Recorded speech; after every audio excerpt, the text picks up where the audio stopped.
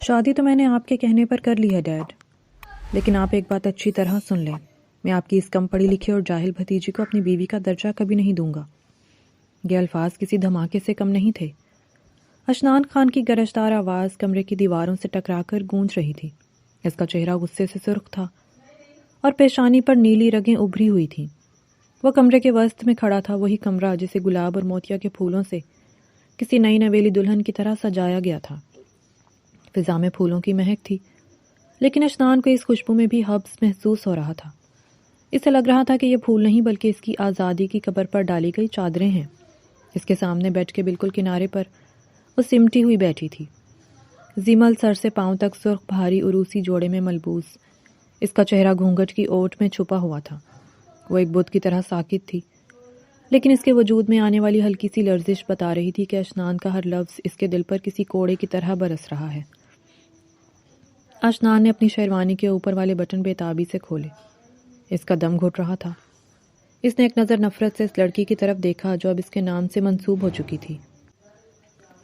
تم سن رہی ہو نا؟ وہ دھاڑا، حالانکہ وہ جانتا تھا کہ وہ سن رہی ہے۔ وہ چلتا ہوا بیٹھ کے قریب آیا، لیکن رکا نہیں۔ اس کے قدموں میں بے چینی تھی۔ وہ کمرے میں ایک زخمی شیر کی طرح ٹہل رہا تھا۔ اس کے ذہن میں پچھلے چند ہفتوں کی فلم چل رہی تھی۔ میرے باپ نے اپنی انا کی تسکین کے لیے میری زندگی کا سودا کر دیا، وہ خود کلامی کے انداز میں بولا، لیکن آواز اتنی بلند تھی کہ زیمل تک واضح پہنچ رہی تھی۔ برسوں پہلے خود ہی اپنے بھائی کو گھر سے نکالا، جائیداد سے آگ کیا، اور اب جب وہ مر گیا تو اپنی پچھتاوے کی آگ ٹھنڈی کرنے کے لیے اس کی بیٹی کو میرے گلے میں ڈال دیا۔ واہ، کیا انصاف ہے عرفان خان کا۔ اشنان کا لہجہ زہر میں بجھا ہوا تھا۔ وہ جا کر ڈریسنگ ٹیبل کے سامنے کھڑا ہو گیا اور آئینے میں اپنے عکس کو گھورا۔ یہ وہ اشنان خان نہیں تھا جو 3 ماہ پہلے چین سے اپنی ڈگری مکمل کر کے آنکھوں میں ہزاروں خواب لے کر واپس لوٹا تھا۔ یہ ایک ہارا ہوا شخص تھا جسے جذباتی بلیک میلنگ کے ذریعے شادی کے بندھن میں جکڑ دیا گیا تھا۔ وہ مڑا اور بیٹھ کے قریب پڑی ہوئی چھوٹی کافی ٹیبل کو دیکھا جس پر دودھ کا گلاس اور کچھ مٹھائیاں سجی ہوئی تھیں۔ یہ روایتی لوازمات اسے مزید چڑھانے لگے۔ مجھے نہیں معلوم تم کون ہو، کیسی دکھتی ہو، اور سچ کہوں تو مجھے جاننے میں کوئی دلچسپی بھی نہیں ہے۔ اس نے انگلی اٹھا کر اس خاموش وجود کی طرف اشارہ کیا۔ میرے لیے تم صرف ایک ذمہ داری ہو جو زبردستی میرے سر تھوپی گئی ہے۔ ایک ایسی لڑکی جس کا نہ کوئی معیار ہے، نہ کوئی سٹینڈرڈ۔ گاؤں کے کسی کونے میں پلنے بڑھنے والی دنیا کے طور طریقوں سے ناواقف ایک جاہل لڑکی۔ میرا اور تمہارا کوئی جوڑ نہیں ہے۔ لفظ جاہل زیمل کے کانوں میں سیسے کی طرح اترا۔ گھونگھٹ کے اندر اس کی آنکھوں سے 2 گرم آنسو ٹوٹ کر اس کے مہندی لگے ہاتھوں پر گرے۔ وہ چیخ کر کہنا چاہتی تھی کہ وہ جاہل نہیں ہے، اس کے بابا نے اسے بہت لاڈ اور محنت سے پڑھایا تھا، لیکن اس وقت اس کی زبان جیسے تالو سے چپک گئی تھی۔ خوف اور توہین کے احساس نے اسے گنگ کر دیا تھا۔ اشنان کا غصہ کم ہونے کے بجائے بڑھتا جا رہا تھا۔ اسے زیمل کی یہ خاموشی بھی ایک سازش لگ رہی تھی۔ خاموش کیوں ہو؟ وہ طنزیہ ہنسا۔ اوہ ہاں، تم تو شاید میری زبان بھی ٹھیک سے نہیں سمجھتی ہوگی، اور میں بے وقوف سوچ رہا تھا کہ میری لائف پارٹنر کوئی ایسی ہوگی جو میرے خیالات کو سمجھے، جو میرے ساتھ قدم سے قدم ملا کر چل سکے۔ لیکن ڈیڈ نے میرے پلے کیا باندھا؟ ایک بے زبان اور دقیانوسی خیالات والی لڑکی۔ غصے کی شدت میں اس نے پاس پڑی میز کو زوردار لات ماری۔ میز اپنی جگہ سے ہلی اور اس پر رکھا دودھ کا گلاس فرش پر جا گرا۔ کانچ ٹوٹنے کی آواز سے زیمل سہم کر مزید سمٹ گئی۔ اس کا دل چاہا کہ زمین پھٹے اور وہ اس میں سما جائے۔ یہ تماشا آپ ختم سمجھو، اشنان نے فیصلہ کن انداز میں کہا۔ میں اس کمرے میں ایک پل بھی نہیں رہ سکتا۔ میرے لیے یہ شادی، یہ حویلی، یہ کمرہ سب ایک قید خانہ ہے۔ وہ دروازے کی طرف بڑھا۔ اس کا ہاتھ ہینڈل پر تھا جب وہ ایک لمحے کے لیے رکا۔ اس نے مڑ کر نہیں دیکھا، بس اس کی جانب پشت کیے کھڑے کھڑے آخری جملہ کہا، آج کے بعد تم اس حویلی میں رہو یا جہنم میں، مجھے کوئی فرق نہیں پڑتا۔ میرے لیے تم وجود نہیں رکھتی، نہ میں نے تمہاری شکل دیکھی ہے اور نہ کبھی دیکھنے کی خواہش کروں گا۔ اس غلط فہمی میں مت رہنا کہ تم کبھی میری بیوی بن سکو گی۔ دروازہ زور سے کھلا اور اتنی ہی زور سے بند ہوا۔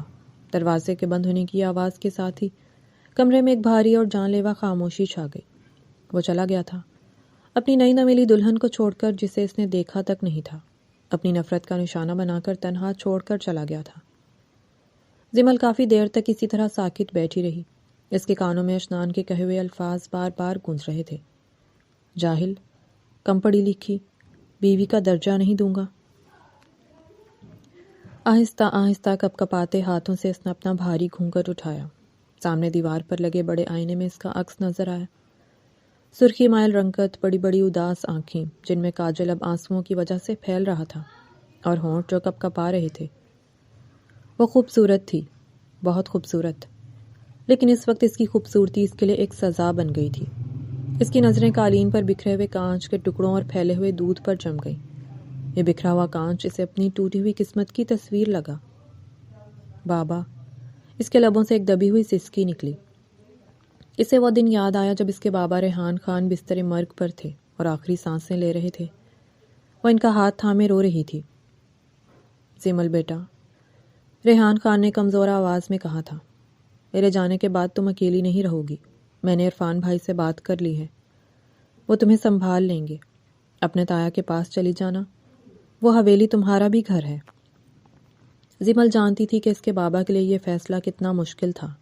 ساری عمر انہوں نے غربت اور جلاوطنی کاٹی تھی، صرف اس لیے کہ انہوں نے اپنی پسند کی شادی کی تھی۔ حویلی والوں نے انہیں دھتکار دیا تھا، لیکن مرتے وقت ایک باپ کی مجبوری نے ریحان خان کو جھکنے پر مجبور کر دیا تھا۔ وہ اپنی بیٹی کو تنہا اور بے سہارا چھوڑ کر نہیں جانا چاہتے تھے۔ بابا کے انتقال کے بعد جب وہ حویلی پہنچی تھی تو وہ بہت ڈری ہوئی تھی۔ اسے لگا تھا کہ اسے دھتکار دیا جائے گا، لیکن تایا عرفان نے اسے گلے لگایا تھا۔ تائی جان نے اس کے سر پر ہاتھ رکھا تھا۔ اسے لگا تھا کہ شاید اس کے دکھوں کا مداوع ہو گیا ہے۔ اسے کیا خبر تھی کہ یہ پناہ کا اس کے لیے ایک نیا امتحان گاہ بن جائے گی۔ حویلی کی شان و شوکت اور اس کی دیواروں کی بلندی زیمل کو اپنے چھوٹے سے گھر کے مقابلے میں بہت عجیب لگی تھی۔ یہاں ہر چیز میں ایک تکلف تھا، ایک سختی تھی، لیکن وہ خوش تھی کہ اسے خاندان مل گیا ہے۔ پھر اشنان واپس آیا۔ زمل نے اسے پہلی بار تب دیکھا تھا جب وہ گاڑی سے اتر رہا تھا۔ لمبا قد، خوش لباس، پراعتماد۔ وہ اسے دیکھ کر جھجک گئی تھی۔ اسے معلوم تھا کہ یہ اس کا تایا زاد ہے، لیکن اس کی شخصیت کا رعب ایسا تھا کہ وہ سامنے نہیں جا سکی۔ اور پھر وہ طوفان آیا جب تایا جان نے شادی کا فیصلہ سنایا۔ زمل اپنے کمرے میں تھی جب اس نے باہر لاؤنج سے اشنان کے چیخنے کی آوازیں سنی تھی۔ وہ اپنے باپ سے لڑ رہا تھا۔ ڈیڈ، یہ ناممکن ہے، میں اس لڑکی سے شادی نہیں کر سکتا جسے میں جانتا تک نہیں، اور وہ ریحان چچا کی بیٹی ہے جنہیں آپ لوگوں نے کبھی قبول نہیں کیا۔ اب اچانک اتنا پیار کیوں؟ زبان سنبھال کر بات کرو اشنان۔ عرفان صاحب کی آواز میں بھی سختی تھی۔ یہ میرا فیصلہ ہے زمل، اب اس گھر کی عزت ہے، میں اپنے بھائی کی روح کو کیا جواب دوں گا؟ اس کا ہاتھ میں نے تمہارے ہاتھ میں دینے کا فیصلہ کر لیا ہے، اور حویلی کے فیصلے بدلے نہیں جاتے۔ آپ میری زندگی برباد کر رہے ہیں، اشنان نے احتجاج کیا تھا۔ زمل اس روز بہت روئی تھی۔ وہ نہیں چاہتی تھی کہ وہ کسی کی مجبوری بنے۔ اس نے تائی جان سے بات کرنے کی کوشش کی تھی۔ تائی جان، اگر اشنان راضی نہیں ہے تو… لیکن تائی جان نے اس کے منہ پر ہاتھ رکھ دیا تھا۔ چپ کر جاؤ پگلی، مردوں کے فیصلوں میں نہیں بولتے۔ اشنان ابھی غصے میں ہے، شادی کے بعد سب ٹھیک ہو جائے گا۔ تم چاند جیسی ہو، تم جیسی خوبصورت دلہن دیکھے گا تو موم ہو جائے گا۔ دیکھے گا تو موم ہو جائے گا۔ زمل نے خالی نظروں سے بند دروازے کو دیکھا۔ اس نے تو دیکھا ہی نہیں، موم ہونا تو دور کی بات، وہ تو پتھر بن کر اس کے وجود کو ٹھکرا گیا تھا۔ اس نے خود کو آئینے میں دیکھا۔ اس کا تعلیم یافتہ ہونا، اس کا سلیقہ، اس کی تربیت، اشنان نے ایک لمحے میں سب کچھ رد کر دیا تھا، صرف اس لیے کہ وہ اس کے باپ کی پسند تھی، یا اس لیے کہ وہ اس جاہل باپ کی بیٹی تھی جس نے محبت کی خاطر سب کچھ چھوڑ دیا تھا۔ باہر راہداری میں بھاری قدموں کی آہٹ سنائی دی اور پھر دور جاتی گاڑی کی آواز۔ وہ جان گئی تھی کہ اشنان حویلی چھوڑ کر جا چکا ہے۔ شادی کی پہلی ہی رات دلہا اپنی دلہن کو چھوڑ کر چلا گیا تھا۔ حویلی کی اونچی دیواروں کے بیچ اب وہ اکیلی تھی، بالکل اکیلی۔ زمل آہستہ سے اٹھی۔ بھاری لہنگا سنبھالنا مشکل ہو رہا تھا۔ وہ کھڑکی کے پاس آئی اور پردہ ہٹا کر باہر دیکھا۔ چاندنی رات تھی، حویلی کا باغ روشن تھا، لیکن وہاں ویرانی ناچ رہی تھی۔ قسمت کا فیصلہ غلط ہو گیا بابا۔ اس نے چاند کی طرف دیکھ کر سرگوشی کی۔ آپ نے مجھے پناہ میں بھیجا تھا، لیکن یہاں تو میں بے گھر ہو گئی۔ اس کے اندر ایک عجیب سی ٹوٹ پھوٹ ہو رہی تھی، ایک عزت نفس تھی جو پوری طرح مجروح ہوئی تھی، ایک امید تھی جو دم توڑ گئی تھی۔ وہ پڑھی لکھی لڑکی تھی، اس نے لٹریچر پڑھا تھا، وہ دنیا کو سمجھتی تھی، لیکن آج اسے اپنی ڈگریاں، اپنی کتابیں سب بے معنی لگ رہی تھیں۔ اشنان کا وہ جملہ اس کے ذہن پر ہتھوڑے کی طرح برس رہا تھا۔ میں جاہل نہیں ہوں، اس نے خود سے کہا۔ آواز میں ایک عزم کی چنگاری تھی۔ میں ریحان خان کی بیٹی ہوں، میں ٹوٹ سکتی ہوں لیکن بکھر نہیں سکتی۔ اس نے اپنی آنکھوں سے آنسو پونچھے۔ وہ جانتی تھی کہ صبح ہوتے ہی سوال اٹھیں گے۔ حویلی کے نوکر، تایا جان، تائی جان، سب پوچھیں گے کہ اشنان کہاں ہے۔ اسے جواب دینا ہوگا۔ اسے اپنے لیے نہیں تو اپنے مرحوم باپ کی عزت کے لیے کھڑا ہونا ہوگا۔ اس نے فرش پر بکھرے کانچ کے ٹکڑے چننے شروع کیے۔ ایک ایک ٹکڑا اٹھاتے ہوئے اس کی انگلیاں زخمی ہوئیں۔ خون کی ننھی بوندیں ابھریں لیکن اسے درد محسوس نہیں ہوا۔ دل کا درد انگلیوں کے زخم سے کہیں زیادہ گہرا تھا۔ یہ رات بہت لمبی ہونے والی تھی۔ یہ زندگی کی سب سے طویل اور تاریک رات تھی۔ اشنان خان نے جنگ کا اعلان کر دیا تھا اور زمل کو نہ چاہتے ہوئے بھی اس جنگ کا حصہ بننا پڑا تھا۔ لیکن وہ یہ بھی جان گئی تھی کہ محبت بھیک میں نہیں مانگی جا سکتی۔ اگر اشنان کو لگتا ہے کہ وہ ایک جاہل اور کمزور لڑکی ہے تو اسے اپنا یہ گمان مبارک ہو۔ زمل نے کانچ کا آخری ٹکڑا اٹھایا اور مٹھی میں بھینچ لیا۔ درد کی ایک لہر اس کے بازو میں دوڑی اور اس نے آنکھیں بند کر لیں۔ تم نے میری شکل دیکھے بنا مجھے رد کیا ہے اشنان خان، اس نے دل ہی دل میں عہد کیا۔ اب یہ زمل اس وقت تک تمہیں اپنی شکل نہیں دکھائے گی جب تک تم خود جھک کر دیکھنے کی التجا نہیں کرو گے۔ رات کا اندھیرا گہرا ہوتا گیا اور اس سجے ہوئے کمرے میں ایک تنہا دلہن اپنی نئی زندگی کی جنگ لڑنے کے لیے خود کو تیار کر رہی تھی۔ حویلی کی پرانی دیواریں ایک اور داستان کی گواہ بن چکی تھیں۔ اسلام آباد کے 5 اسٹار ہوٹل کا وسیع و عریض ہال روشنیوں سے جگمگا رہا تھا۔ یہ آل پاکستان بزنس ایکسیلنس ایوارڈز کی شاندار تقریب تھی۔ ملک بھر کے نامور صنعت کار، بزنس ٹائکونز اور میڈیا کی چکا چوند وہاں موجود تھی۔ اشنان خان سب سے اگلی نشستوں میں سے ایک پر براجمان تھا۔ سیاہ تالوی سوٹ میں ملبوس کلائی پر رولیکس گھڑی اور چہرے پر وہی موروثی تکبر اور بیزاری جو اب اس کی شخصیت کا خاصہ بن چکی تھی۔ وہ اپنی کرسی پر نیم دراز سا بیٹھا تھا، جیسے یہ ساری رونقیں اس کے لیے کوئی معنی نہیں رکھتیں۔ ایک ہاتھ میں موبائل فون تھا جس پر وہ بیزاری سے سکرولنگ کر رہا تھا اور دوسرے ہاتھ کی انگلیاں بے چینی سے کرسی کے ہتھی پر حرکت کر رہی تھیں۔ پچھلا 1 مہینہ اس کے لیے آزادی کا مہینہ رہا تھا۔ اس منحوس رات کے بعد جب وہ اپنی نئی نویلی دلہن کو اس کے حال پر چھوڑ کر حویلی سے نکلا تھا، اس نے پیچھے مڑ کر نہیں دیکھا تھا۔ وہ سیدھا اسلام آباد اپنے فلیٹ میں آ گیا تھا۔ اس دوران اس نے اپنا فون بند رکھا اور پھر نمبر بدل لیا۔ حویلی سے آنے والی ہر کال، ہر پیغام کا راستہ اس نے مسدود کر دیا تھا۔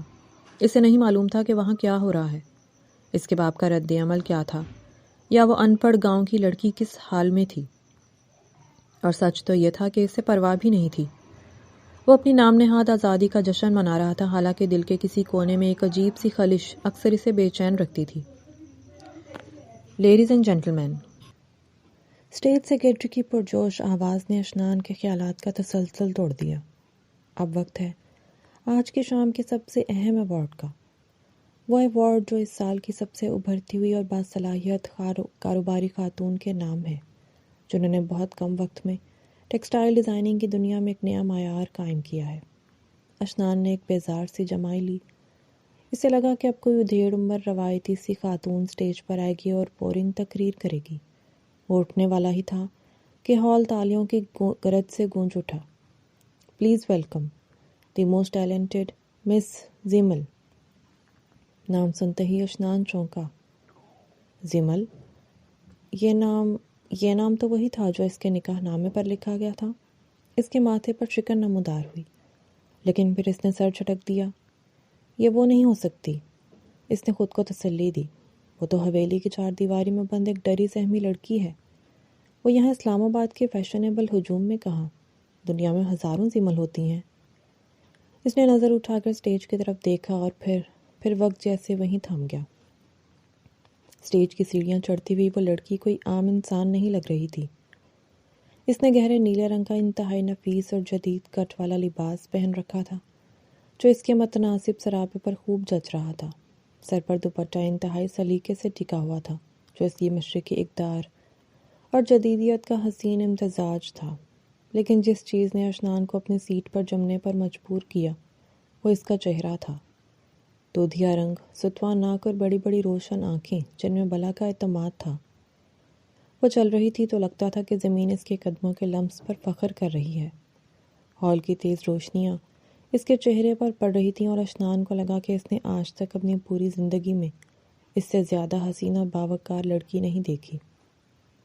وہ جو حسن کا پرستار تھا، جو چین اور یورپ گھوم چکا تھا، آج ایک پاکستانی لڑکی کی سادگی اور وقار کے سامنے ہتھیار ڈال رہا تھا۔ لڑکی نے ایوارڈ وصول کیا اور مائک کے سامنے کھڑی ہوئی۔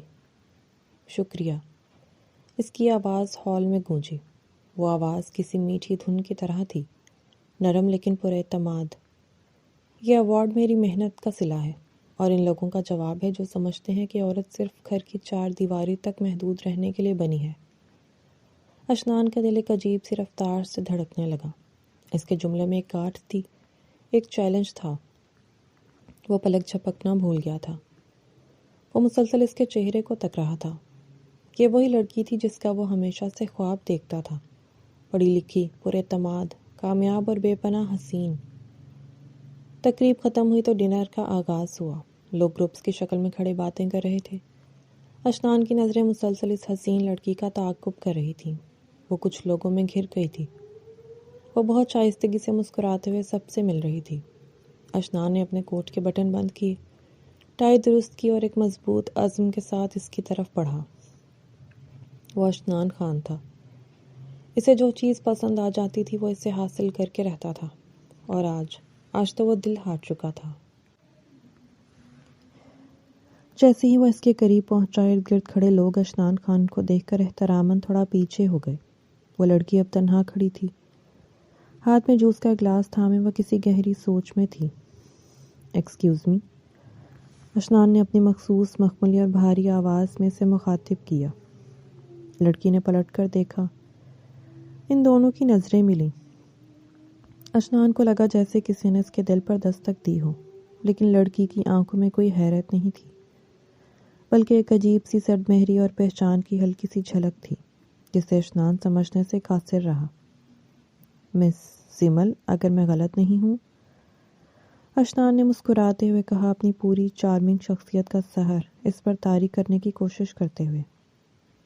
تھوڑا سا جھک کر، جی فرمائیے مسٹر اشنان خان، اس نے بہت آرام سے جواب دیا۔ اشنان ایک لمحے کے لیے ٹھٹکا۔ آپ مجھے جانتی ہیں؟ لڑکی کے لبوں پر ایک طنزیہ مسکراہٹ ابھری۔ بزنس کمیونٹی میں کون اشنان خان کو نہیں جانتا؟ عرفان گروپ آف انڈسٹری کے اکلوتے وارث۔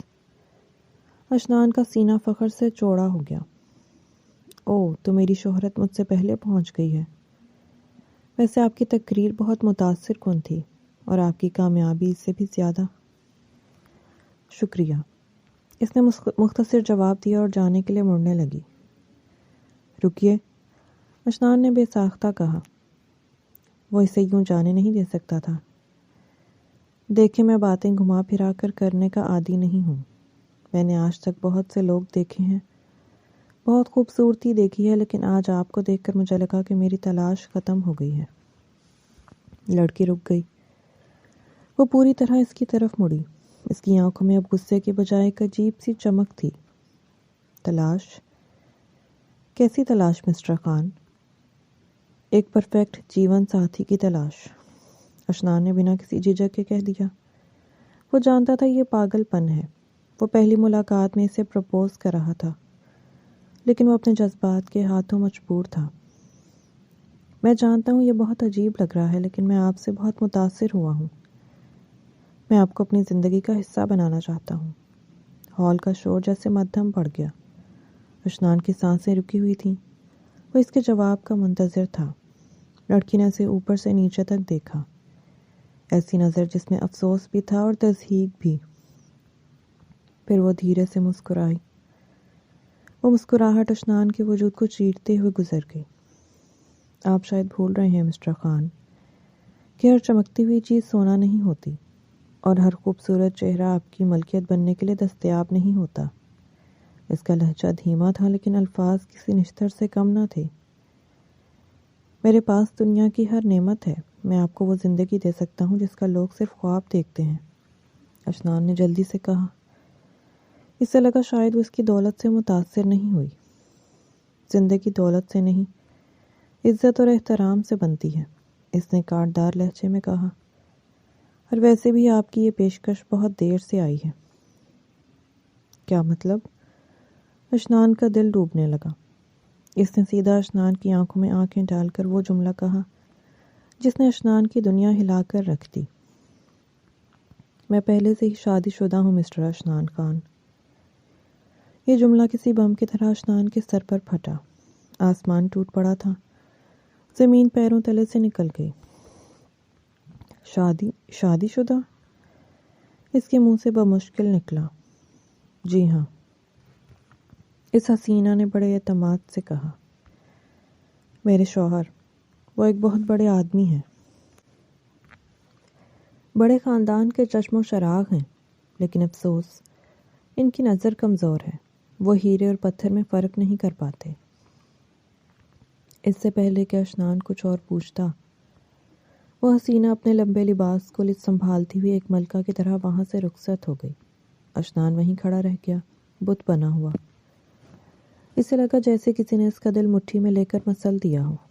وہ شادی شدہ تھی، وہ کسی اور کی تھی۔ وہاں سے نکلنا اور فلیٹ تک پہنچنا کیسے ہوا اشنان کو یاد نہیں۔ وہ بس گاڑی چلاتا رہا، تیز، بہت تیز۔ اس کا دماغ سن تھا اور دل میں ایک طوفان برپا تھا۔ فلیٹ میں پہنچ کر اس نے ٹائی کھینچ کر اتاری اور صوفے پر ڈھہ گیا۔ اندھیرے کمرے میں صرف سڑک سے آنے والی مدھم روشنی تھی۔ اس نے سگریٹ سلگایا، دھوئیں کا مرگولا فضا میں بلند ہوا۔ یہ کیا ہو گیا تھا؟ زندگی نے اس کے ساتھ کیسا کھیل کھیلا تھا؟ وہ اشنان خان جس نے 1 مہینہ پہلے ایک لڑکی کو اس کی جہالت کا طعنہ دے کر چھوڑ دیا تھا، آج ایک ایسی لڑکی کے عشق میں گرفتار ہو گیا تھا جو کسی اور کی بیوی تھی۔ قدرت کا انتقام ایسا ہی ہوتا ہے۔ کیوں؟ اس نے سگریٹ کا کش لگاتے ہوئے چیخ کر کہا، آخر وہ شادی شدہ کیوں ہے؟ اور اگر ہے بھی تو مجھے اس سے محبت کیوں ہوئی؟ اس کی آنکھوں کے سامنے بار بار اس لڑکی کا چہرہ آ رہا تھا، اس کا اعتماد، اس کا انداز گفتگو، اس کی وہ پراسرار مسکراہٹ۔ اس نے زیمل نام سنا تھا، لیکن اس کے دماغ میں کہیں بھی یہ خیال نہیں آیا کہ یہ وہی زیمل ہو سکتی ہے۔ اس کے لیے اس کی بیوی تو گاؤں کی ایک گنوار لڑکی تھی اور یہ تو شہر کی شہزادی تھی۔ ساری رات وہ کروٹیں بدلتا رہا، کبھی صوفے پر، کبھی بالکونی میں۔ سگریٹ کی ڈبیاں خالی ہو گئیں، ایش ٹرے بھر گئی۔ اس کی آنکھیں سرخ ہو چکی تھیں اور بالوں میں بکھراؤ تھا۔ وہ پہلی بار کسی ہار کا ذائقہ چکھ رہا تھا، اور یہ ذائقہ بہت کڑوا تھا۔ لیکن جیسے جیسے رات ڈھلی اور صبح کی سفید کرنیں کھڑکی سے اندر داخل ہوئیں، اشنان کی بے چینی ایک جنون میں بدلنے لگی۔ وہ اشنان خان تھا، وہ ہار ماننے والوں میں سے نہیں تھا۔ وہ بالکونی میں کھڑا ہو گیا اور شہر کے جاگتے ہوئے منظر کو دیکھنے لگا۔ ٹھنڈی ہوا اس کے گرم چہرے سے ٹکرائی۔ میں پہلے سے شادی شدہ ہوں۔ اس کے کانوں میں وہ جملہ دوبارہ گونجا۔ تو کیا ہوا؟ اشنان نے خود سے کہا، اس کی آواز میں خطرناک عزم تھا۔ شادی کوئی لوہے کی دیوار تو نہیں ہوتی۔ اگر وہ خوش ہوتی تو اس کی آنکھوں میں وہ عجیب سا درد نہ ہوتا جو میں نے دیکھا تھا۔ اس کا شوہر، وہ جو بھی ہے، اسے قدر نہیں ہے اس ہیرے کی۔ اس نے ایک گہرا سانس لیا اور ریلنگ پر ہاتھ جمائے۔ مجھے فرق نہیں پڑتا کہ وہ کس کی بیوی ہے، مجھے فرق نہیں پڑتا کہ دنیا کیا کہے گی، مجھے وہ لڑکی چاہیے، ہر قیمت پر۔ اگر مجھے اسے حاصل کرنے کے لیے اس کے شوہر سے چھیننا پڑا تو میں چھین لوں گا، اور اگر مجھے اس کے لیے اپنی اس نام نہاد بیوی زیمل کو طلاق بھی دینی پڑی تو میں ایک پل کی تاخیر نہیں کروں گا۔ صبح کے اجالے میں اس نے ایک فیصلہ کر لیا تھا، ایک ایسا فیصلہ جو آنے والے دنوں میں کئی زندگیوں کو بدلنے والا تھا۔ وہ اس انجانی حسینہ کا پیچھا کرے گا، اس کا نام و نشان ڈھونڈے گا اور اسے اپنا بنا کر رہے گا۔ تقدیر اس کے فیصلے پر مسکرا رہی تھی، ایک طنزیہ اور پر اسرار مسکراہٹ۔ کھیل اب شروع ہوا تھا۔ اسلام آباد کی ایک پرسکون اور پوش گلی میں واقع وہ عمارت زیادہ بڑی نہیں تھی، مگر اس کے ماتھے پر سجے ہوئے بورڈ زیمل آرٹ اسٹوڈیو کا ہر حرف نفاست کی گواہی دے رہا تھا۔ شیشے کا دروازہ باہر لٹکتی ہوئی گھنٹیاں اور اندر سے جھلکتی ہوئی رنگوں کی دنیا بتا رہی تھی کہ یہاں کام کرنے والا کوئی عام انسان نہیں، بلکہ ایک غیر معمولی ذوق رکھنے والا آرٹسٹ ہے۔ اشنان خان اپنی سیاہ چمکتی ہوئی گاڑی سے اترا۔ اس نے دھوپ کا چشمہ اتارا اور ایک گہری سانس لے کر خود کو تیار کیا۔ پچھلے 24 گھنٹے اس نے جس بے چینی میں گزارے تھے وہ اسے ہی معلوم تھا۔ ایوارڈ تقریب کے بعد سے اس کی آنکھوں میں زیمل کا چہرہ نقش ہو گیا تھا۔ اس نے اپنے ذرائع استعمال کیے، پتہ لگایا اور معلوم ہوا کہ وہ لڑکی یہیں اپنا چھوٹا سا ڈیزائننگ اسٹوڈیو چلاتی ہے۔ آج فیصلہ ہو جائے گا، اس نے خود سے کہا۔ مجھے فرق نہیں پڑتا کہ وہ کس کی بیوی ہے، اشنان خان جسے چاہتا ہے اسے حاصل کر لیتا ہے۔ اس نے ٹائی کی گرہ درست کی اور اعتماد سے چلتا ہوا اسٹوڈیو کے دروازے تک پہنچا۔ دروازہ کھولتے ہی گھنٹیوں کی مدھم سی جھنکار پیدا ہوئی اور ایک بھینی بھینی خوشبو نے اس کا استقبال کیا۔ اندر کا منظر دل فریب تھا۔ دیواروں پر خوبصورت پینٹنگز آویزہ تھیں جن میں زیادہ تر ایبسٹریکٹ آرٹ اور گاؤں کے مناظر تھے۔ ایک کونے میں مٹی کے برتن سجے تھے اور دوسری طرف رنگ برنگے کپڑوں کے تھان رکھے ہوئے تھے۔ یہ جگہ کسی دفتر سے زیادہ ایک خوابگاہ معلوم ہوتی تھی۔ سامنے ایک لکڑی کی بنی ہوئی بڑی میز کے پیچھے وہ بیٹھی تھی، زیمل۔ وہ سر جھکائے کسی اسکیچ پر کام کر رہی تھی۔ اس کے بال ڈھیلے سے جوڑے میں بندھے تھے اور چہرے پر سنجیدگی تھی۔ اس کی انگلیاں پینسل کے ساتھ رقص کر رہی تھیں۔ وہ اتنی مگن تھی کہ اسے اشنان کی آمد کا احساس ہی نہ ہوا۔ اشنان چند لمحے خاموشی سے اسے دیکھتا رہا۔ اس کے دل کی دھڑکن بے ترتیب ہونے لگی۔ وہ واقعی حسین تھی۔ اس سادگی میں بھی وہ کسی ملکہ حسن سے کم نہیں لگ رہی تھی۔ ایکسکیوز می، اشنان نے گلا صاف کرتے ہوئے کہا۔ زیمل کا ہاتھ رک گیا۔ اس نے دھیرے سے سر اٹھایا۔ اس کی نگاہیں اشنان سے ٹکرائیں۔ اس کی آنکھوں میں حیرت کا ایک لمحہ آیا، لیکن فوراً ہی وہ سنجیدہ ہو کر سنبھل گئی۔ جی؟ اس نے پینسل میز پر رکھی اور کرسی کی پشت سے ٹیک لگا لی۔ مسٹر اشنان خان، اگر میں غلط نہیں ہوں تو تمہارا حافظہ بہت تیز ہے۔ اشنان مسکرایا اور بغیر اجازت سامنے پڑی کرسی پر بیٹھ گیا۔ اور میرا حافظہ بھی کم نہیں ہے۔ کل رات کے بعد سے میں کسی اور چیز کے بارے میں سوچ ہی نہیں سکا۔ زیمل کے ہونٹوں پر ایک طنزیہ مسکراہٹ ابھری۔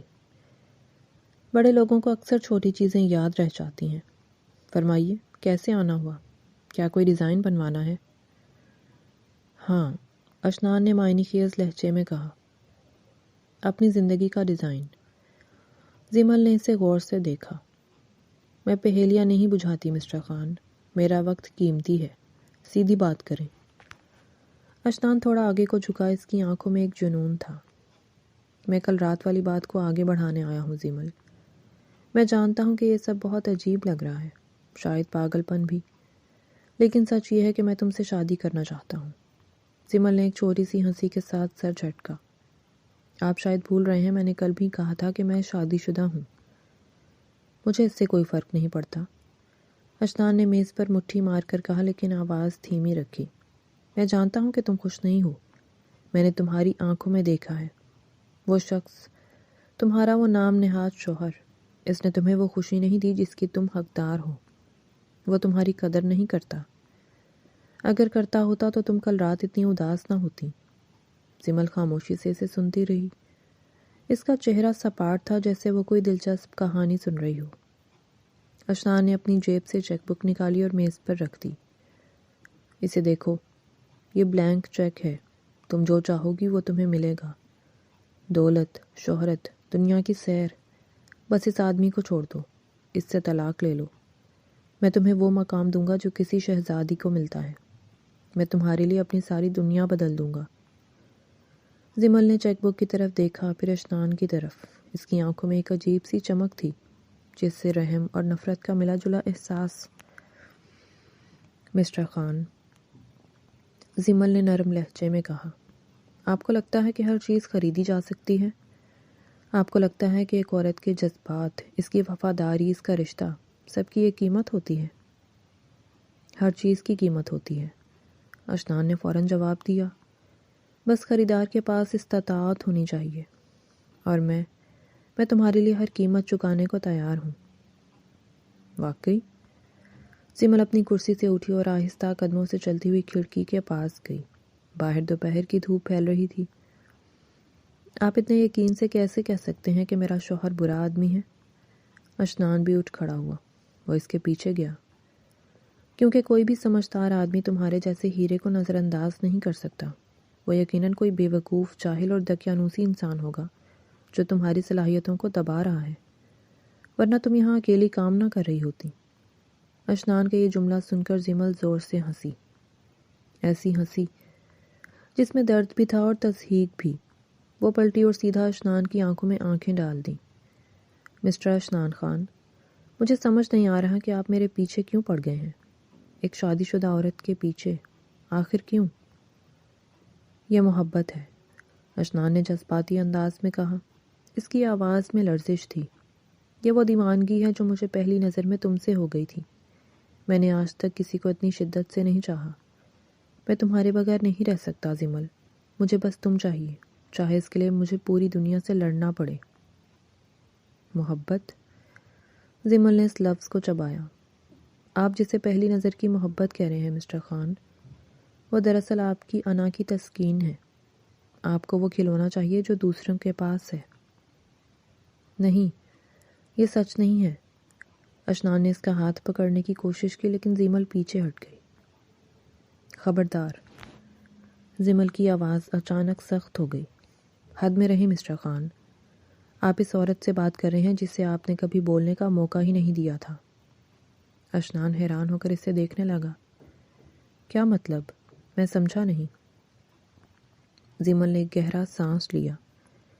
اس کی آنکھوں میں اب آنسو تیر رہے تھے لیکن وہ کمزور نہیں لگ رہی تھی، بلکہ وہ آنسو اس کے غصے کو ظاہر کر رہے تھے۔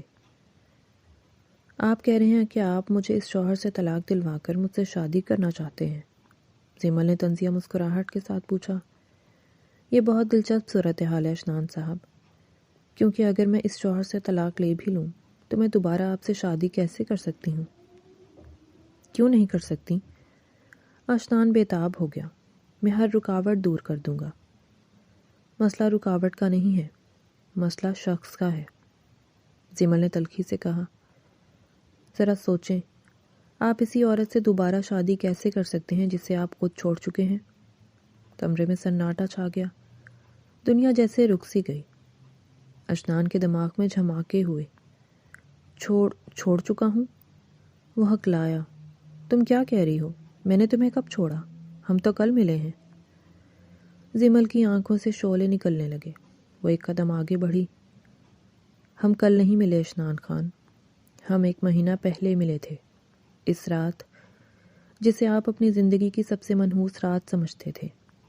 اشنان کا رنگ فک پڑ گیا۔ اس کے قدم لڑکھڑائے۔ کیا مطلب؟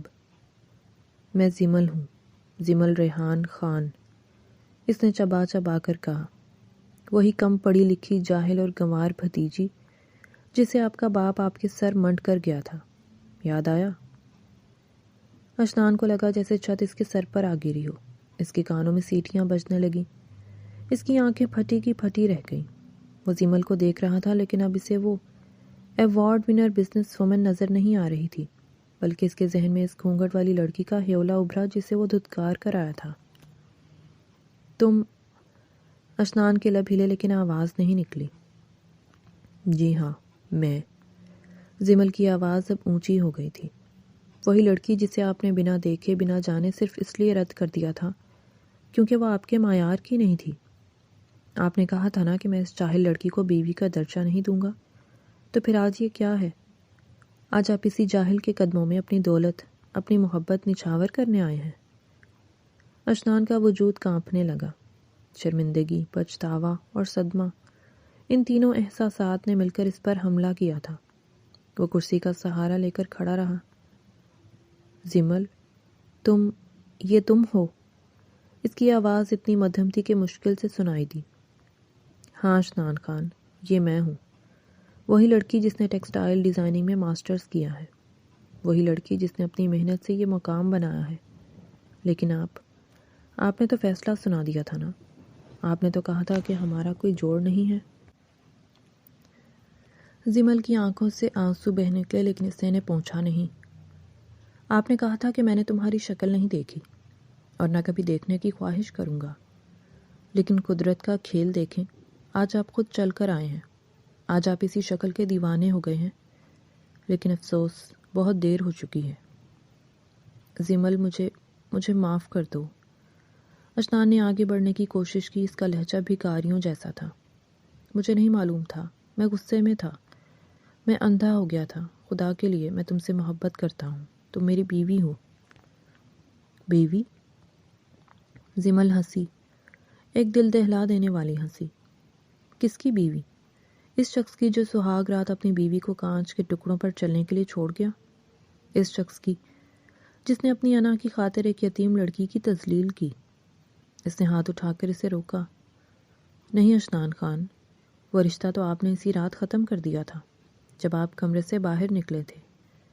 کاغذی رشتہ شاید باقی ہو لیکن دل کا رشتہ کبھی نہیں جڑ سکتا۔ میں تلافی کروں گا، میں ہر چیز ٹھیک کر دوں گا۔ اشنان کی آواز بھر آ گئی تھی۔ مجھے ایک موقع دو پلیز زمل، میں اپنے الفاظ واپس لیتا ہوں، میں پاؤں پکڑنے کو تیار ہوں۔ الفاظ واپس نہیں آتے مسٹر خان، زمل نے سرد لہجے میں کہا۔ تیر کمان سے اور بات زبان سے نکل جائے تو واپس نہیں آتی۔ آپ نے میری شخصیت کو جانے بغیر مجھے جاہل سمجھا، میرے کردار کو پرکھے بغیر مجھے حقیر جانا۔ یہ آپ کی کمظرفی تھی، میری کمی نہیں۔ وہ اپنی میز کی طرف واپس مڑی اور ایک فائل اٹھا لی، جیسے اشنان کا وجود وہاں ہونا یا نہ ہونا اب برابر ہو۔ اب میری زندگی میں آپ کے لیے کوئی گنجائش نہیں ہے۔ آپ کو ایک ماڈرن بزنس وومن بیوی چاہیے تھی نا؟ وہ آپ کے سامنے کھڑی ہے لیکن وہ آپ کی نہیں ہو سکتی، کیونکہ آپ نے سادہ زمل کو کھو دیا ہے جو شاید آپ کی عزت کر سکتی تھی۔ زمل، اشنان نے آخری کوشش کی۔ مسٹر خان، زمل نے اسے ٹوک دیا، میرے پاس بہت کام ہے، میرے کلائنٹس انتظار کر رہے ہیں، آپ کا وقت ختم ہوا، اب آپ جا سکتے ہیں۔ اشنان وہیں کھڑا رہا، بے جان مجسمے کی طرح۔ اس نے زندگی میں پہلی بار شکست کھائی تھی، اور یہ شکست اسے اس کے اپنوں نے نہیں دی تھی، بلکہ اس نے خود اپنے ہاتھوں سے اپنی شکست لکھی تھی۔ اس کے سامنے وہ لڑکی کھڑی تھی جو قانونی طور پر اس کی تھی، لیکن حقیقت میں وہ اس سے کوسوں دور جا چکی تھی۔ وہ خوبصورتی، وہ ذہانت، وہ سلیقہ سب اس کا تھا، مگر اب کچھ بھی اس کا نہیں رہا تھا۔ اس نے کانپتے ہاتھوں سے میز پر رکھا اپنا چیک اٹھایا۔ وہ کاغذ کا ٹکڑا اب اسے اپنے منہ پر تمانچہ محسوس ہو رہا تھا۔ بوجھل قدموں کے ساتھ وہ دروازے کی طرف مڑا۔ جاتے جاتے اس نے ایک بار پھر پلٹ کر دیکھا۔ زمل دوبارہ اپنے کام میں مگن ہو چکی تھی۔ اس نے سر اٹھا کر اسے نہیں دیکھا۔ دروازہ کھلا اور بند ہو گیا۔ گھنٹیوں کی آواز دوبارہ گونجی، لیکن اس بار یہ آواز کسی ماتم کی طرح لگ رہی تھی۔ اشنان خان باہر نکلا تو سورج پوری آب و تاب سے چمک رہا تھا، لیکن اس کے اندر گھپ اندھیرا چھا چکا تھا۔ وہ جان گیا تھا کہ اس نے ہیرا پتھر سمجھ کر پھینک دیا تھا، اور اب وہ ہیرا کسی اور آسمان کا ستارہ بن چکا تھا جہاں اشنان خان کی رسائی ناممکن تھی۔ اسلام آباد کی سڑکوں پر شام کے سائے گہرے ہو رہے تھے، لیکن زمل کے آرٹ اسٹوڈیو کے باہر کھڑے اس شخص کے لیے دن اور رات کا فرق مٹ چکا تھا۔ وہ اشنان خان تھا، وہی اشنان خان جس کی ایک جھلک دیکھنے کے لیے لوگ گھنٹوں انتظار کرتے تھے۔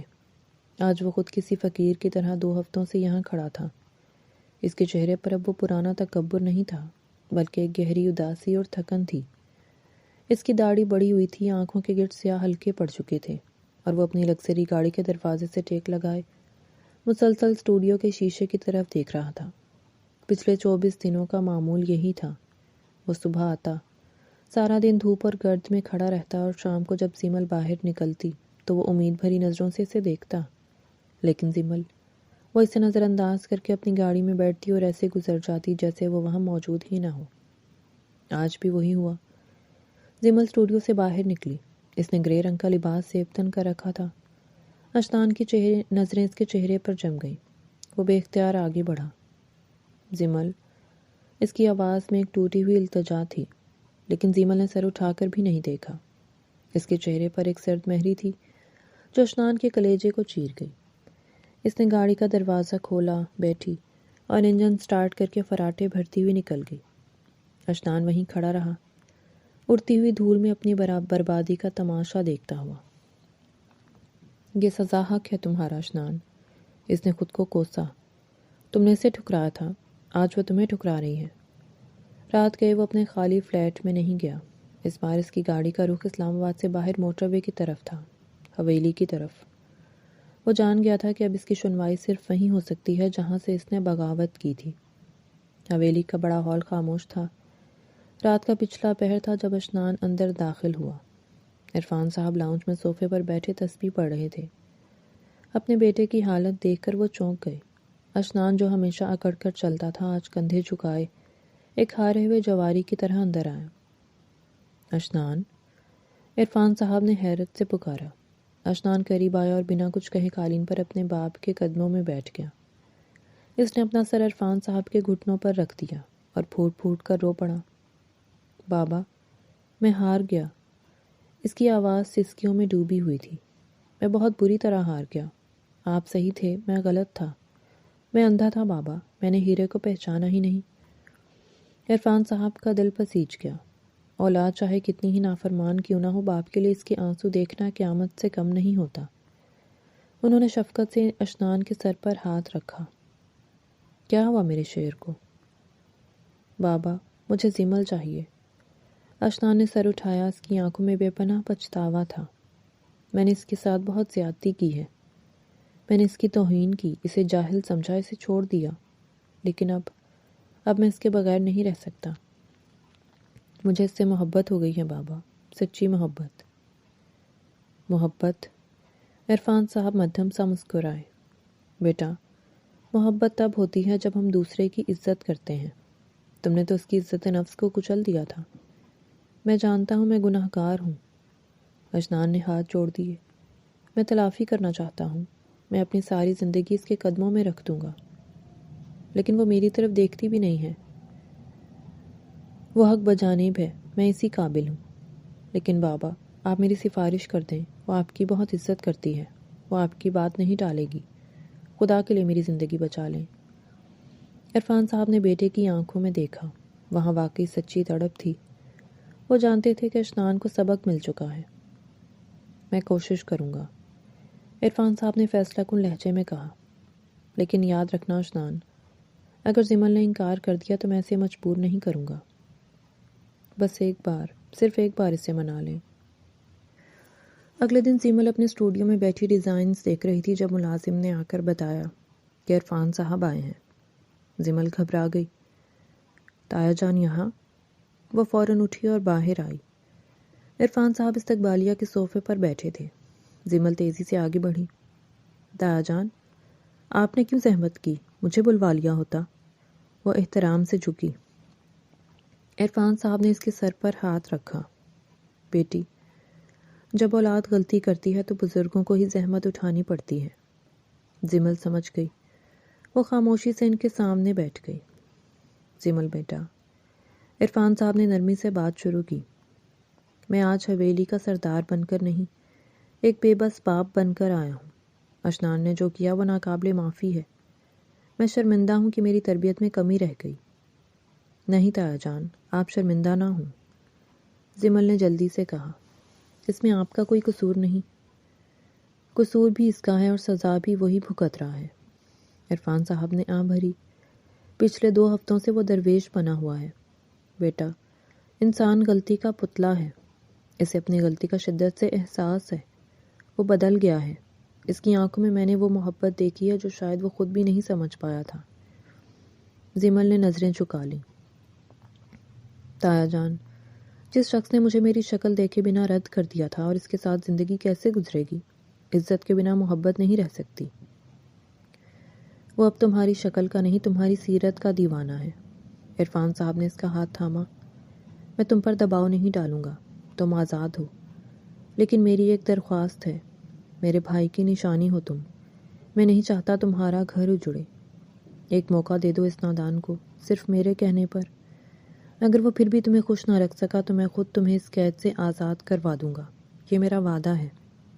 زمل کی آنکھوں میں نمی تیرنے لگی۔ وہ اپنے تایا کی عزت کرتی تھی، جنہوں نے باپ کے مرنے کے بعد اسے سہارا دیا تھا۔ وہ ان کے سفید بالوں اور جھکی ہوئی نظروں کا مان نہیں توڑ سکتی تھی۔ آپ کا حکم سر آنکھوں پر تایا جان، اس نے دھیرے سے کہا۔ میں اسے معاف کرتی ہوں۔ اسی شام زمل حویلی واپس آ گئی۔ پورے گھر کو دلہن کی طرح سجایا گیا تھا۔ اشنان نے کوئی کسر نہیں چھوڑی تھی۔ وہ دروازے پر کھڑا تھا، بے چینی سے پہلو بدل رہا تھا۔ جیسے ہی زمل گاڑی سے اتری اشنان کی سانسیں تھم گئیں۔